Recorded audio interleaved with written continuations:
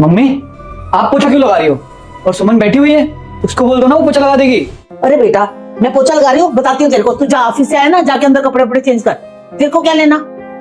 अरे पर मम्मी, पर कुछ नहीं, तेरे को बोला ना जाके कपड़े चेंज कर। मैं भी आ रही हूँ, तेरे को कुछ चाहिए ना, चाय नाश्ता भी दे रही हूँ।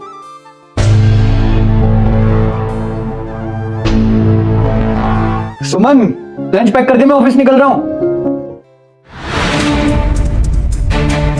मम्मी, आप ये क्या कर रही हो?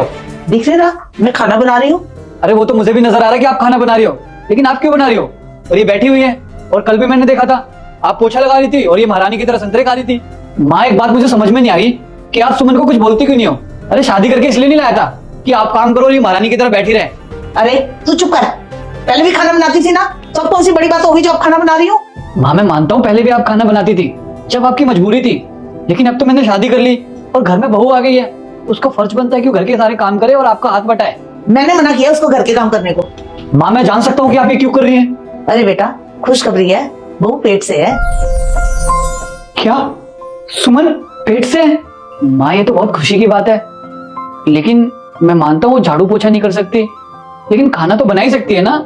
अरे बेटा, मैंने ही मना किया उसको घर के काम करने को। अगर मैं कर भी दूंगी तो मेरा क्या जाएगा, वो रेस्ट कर लेगी। वैसे भी तो सारा दिन मैं करती क्यों, घर में खाली बैठी रहती हूँ ना। अगर इस वक्त में मैं कोई काम नहीं करूंगी ना तो मेरे हाथ पैर कैसे चलेंगे? अच्छा है, वो रेस्ट कर लेगी, मेरी भी थोड़ी एक्सरसाइज हो जाया करेगी। अरे बेटा, हमें तो बहुत से काम करने पड़ते थे, पर मैं ऐसी सास नहीं बनना चाहती। वो मेरी बहू ही नहीं, मेरी बेटी है। मैंने उसको अपनी बेटी की तरह रखा है। मैं उसकी सास नहीं हूँ, उसकी माँ हूँ। वैसे भी डॉक्टर ने बहू को बेड रेस्ट के लिए बोला है, इसलिए मैं उससे काम नहीं करवा रही। हाँ तो क्या हुआ, मैं कर लूंगी ना काम। तो तुझे अच्छा नहीं लग रहा कि हम दोनों सास बहू मिलके रह रहे हैं? माँ, ऐसा नहीं है, आप दोनों लोग मिलजुल के रहो, मेरे लिए इससे बड़ी खुशी की बात और क्या होगी।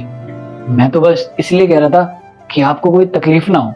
देख बेटा, मैंने अपने जमाने में वो तकलीफें सही हैं। मैं नहीं चाहती कि मेरी बहू भी वही तकलीफ सहे। देख, बाकी सासों का मैं कुछ नहीं जानती, मैं अपनी बहू को बेटी की तरह रखना चाहती हूँ। तुम हमारे बीच में मत पड़। ठीक है भाई, जब आप दोनों लोगों ने सोच लिया है तो भला मैं कौन होता हूँ बीच में बोलने वाला। मैं तो चलता हूँ ऑफिस। और मैडम जी, आप अगर आपको कुछ खाना हो तो बता देना।